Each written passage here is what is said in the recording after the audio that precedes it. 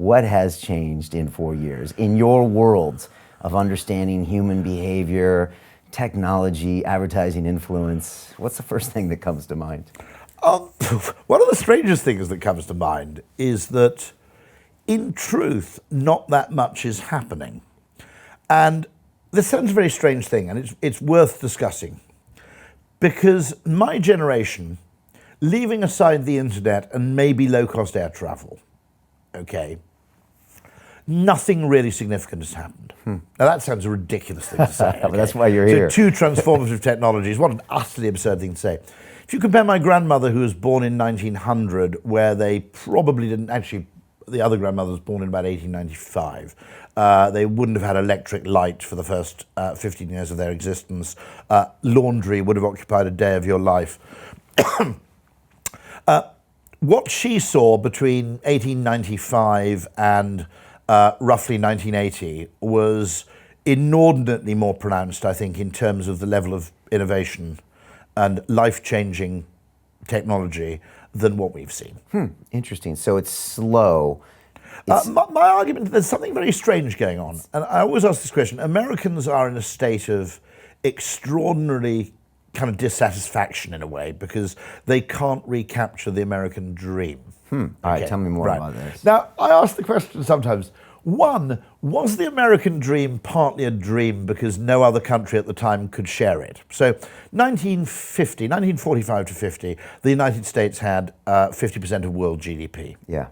Okay. They were the only country that wasn't destroyed in the war. It was the only country which wasn't either poor to begin with or totally destroyed by war, or just generally irredeemably crappy in some way.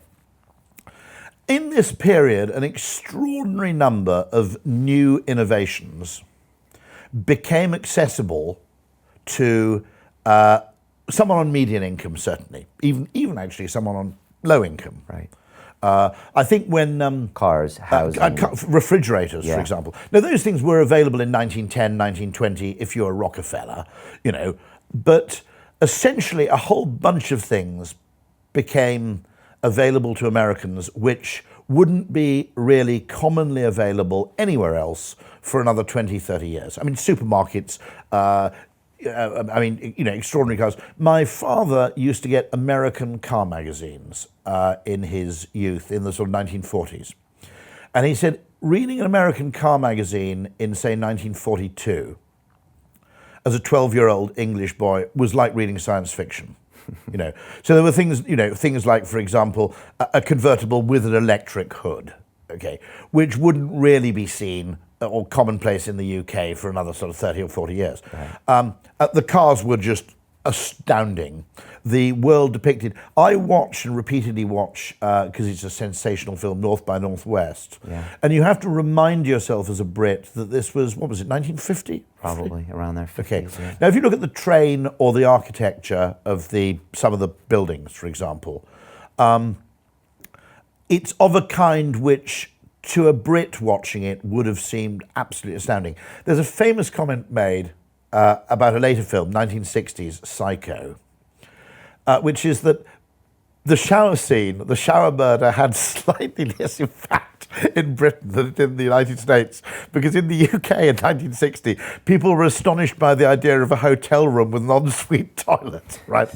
And so they were still getting around the fact that you had a shower, which was by no means, a shower in a hotel room would have been a complete oddity in 1960. In Britain. Okay. Having an adjacent shower and toilet in a basic motel would have been unthinkable. My uncle went to Texas in the late 60s, and they apologized to him that there was a black and white television in his hotel room, right? And he was a bit baffled because, he hadn't expected colour TV. He hadn't expected a TV in his room at all. Right. Because a British hotel at that period, older listeners will know this, you had a television room which was set to one channel, and the residents of the hotel came down and sat in chintz chairs and watched the television. Right. Okay. So the Americans had the American dream. So they had this American dream, and it was partly a dream because no one else had it. And I always wondered, it must slightly piss you off now as an American, because to be absolutely honest, okay, you've got this kind of narrative that France or Spain or Italy are like really poor and shitty compared to the United States. And yet in terms of those basic possessions, those life-enhancing possessions, there's not much difference, is there, to be absolutely honest? Okay. Yeah. It's not as if there's this new weird form of technology coming in which really rich people can afford that no one else can.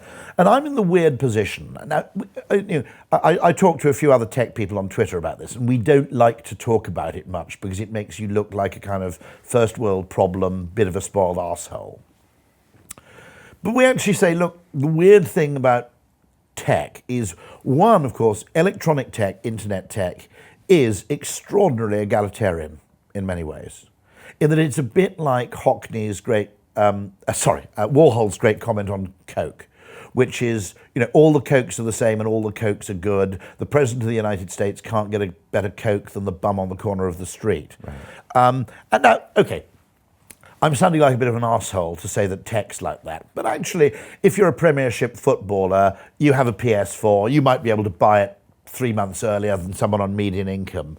But ordinary people can buy that same thing, which when you think about it is extraordinary. The extent to which most people, in the UK, someone on median income who really, really wanted to could effectively have the best mobile phone handset in the world. Okay. There are other categories like that. Sherry is a weird one for some reason, where I don't know why this is. The most expensive bottle of wine in the world costs hundreds of thousands of pounds. The best sherry in the world, you can pretty much, for some reason, sherry is never premiumized or has lost its premium quality to a degree. But that's extraordinary. But there's also an extraordinary thing, which is if you gave me 100,000 quid and said, okay, take this to your branch of Curry's PC World or whatever, and use it to improve your life, I could get a few marginal improvements in. I might buy a massive projector, I guess. I don't know. I might buy a bigger television. My wife would probably stop me. And I actually, to be honest, after I'd spent about 2,000 quid, I'd be at a loss to know what to do. Okay. And so what does that mean? Is that so there's something strange, which is we always talk about economics, and everybody measures how much money people have got to spend.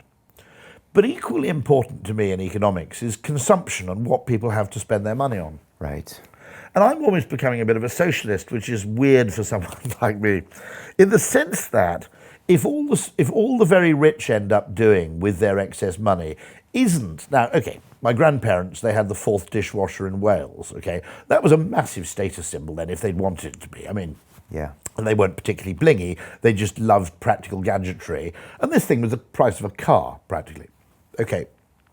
But a dishwasher is a real thing. It's a transformational, brilliant, brilliant idea, which, I mean, put it this way, it's a technology which, if yours broke, you would immediately set about getting it fixed, right?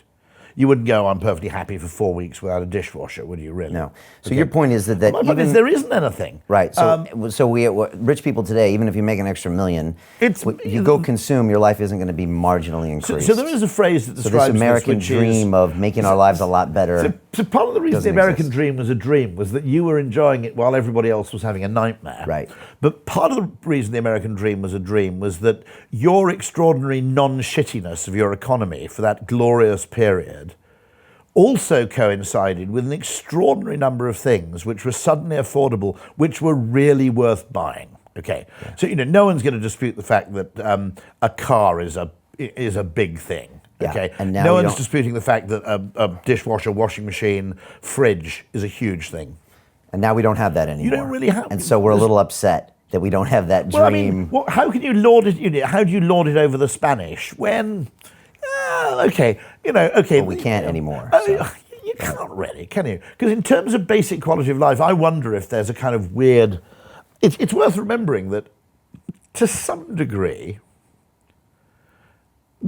economics has always assumed that actually, the left has always assumed that human wants are kind of finite, if you like, and therefore, socialism that provides people with the basis of their needs.